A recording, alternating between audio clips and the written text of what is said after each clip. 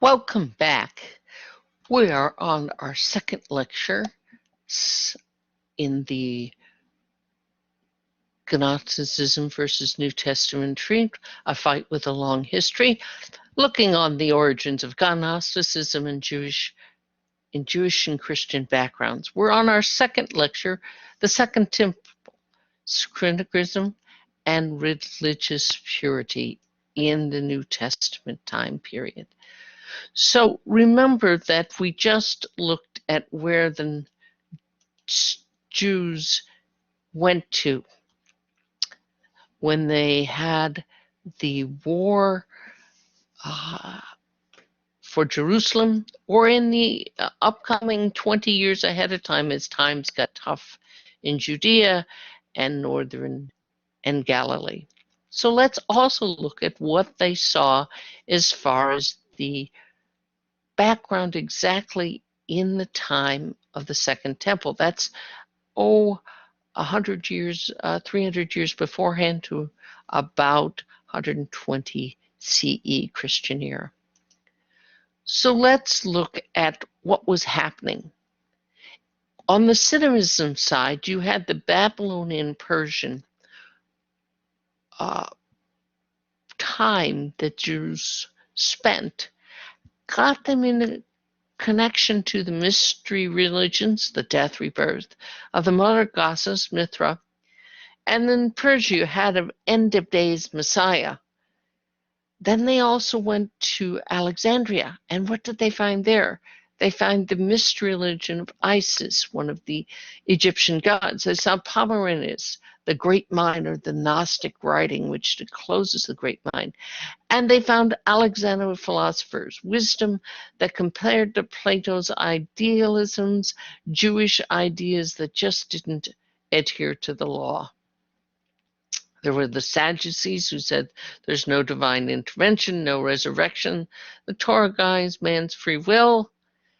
And then you had the Samaritans and the Jews, the Mount Gerizim worship of God, and Simon practicing magic. We'll go through that in Acts 8, 9 through 24, where Luke describes him.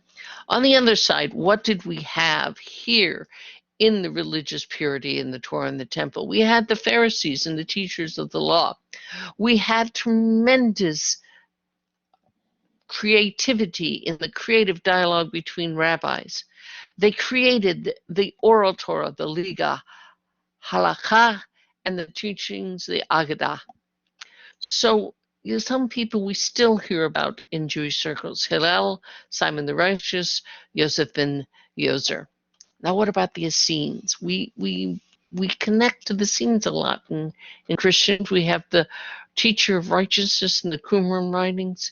They had the two ways of life or death, which moved quite nicely over into the Christian eras of the Didache. We had the divine intervention, the Second Temple as it was created, the Maccabees who threw off rulers, and the future, the Essenes, the Pharisees, and the Messianic Jews, that is, those who hope for a Messiah. There was a large group of the Messianic Jews in Alexandria and Persia, and there was tremendous apocryphal literature. First Enoch, which Jesus sort of brings us an image on, is calling the Son of Man. Second Almonds, and the Psalms of Solomon. So one really good source of this is Flusser's Judaism in the Second Temple period. Pearson is the publisher. Excellent books, 2-volume series that I recommend highly. Now let's go into the Essenes. What did the Essenes provide you? They said there was a faction of light and a faction of darkness. You had an angelic leader of Michael, the Prince of Light, and he had members of the Qumran community and everyone who stood up for God, and there was a belief in predestination. God will let the fight occur until he halts it. If we're living in a bad time, it's hang in, God will be there. Because the battle was set before the world, it says in the Qumran, before they existed, he established their entire design. And when they have come into being at their appointed time, they will execute all their work according to his glorious design without altering anything. 1 Qumran 3 through 16. For you created the just and the wicked. another one from Qumran 12. Now the faction of darkness had that its leader Belial, which you see also mentioned in First Enoch, the prince of depravity, and the human, those who impose God's act. There are evil ones totally under that are there now, but they are under God's control. He is just living at hand. The people who are rich will be destroyed later, and that's the Essenes. What does the Essene call each person? Each Essene must find his place, his or her place in the battle. You have scattered out their tax in all generations. You should walk everyone in the measure of truth and the regulation of time, and to be united in the counsel of God and walk in the perfection of sight, complying with all revealed things concerning the regulated times and their stipulations. This will fulfill the work of God in compliance with every period. This is the battle that was there in the Syncretism. Shall we go and align with the world, or shall we go apart? And you see the Essenes said, we shall live apart. Well, I hope this was interesting to you. We'll pick the next thing up with the lecture on Jewish Gnostics.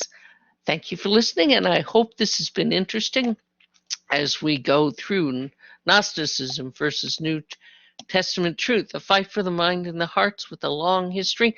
Our next one will be talking about the Jewish Gnostics, comparing them with Philo and the 18 benedictions.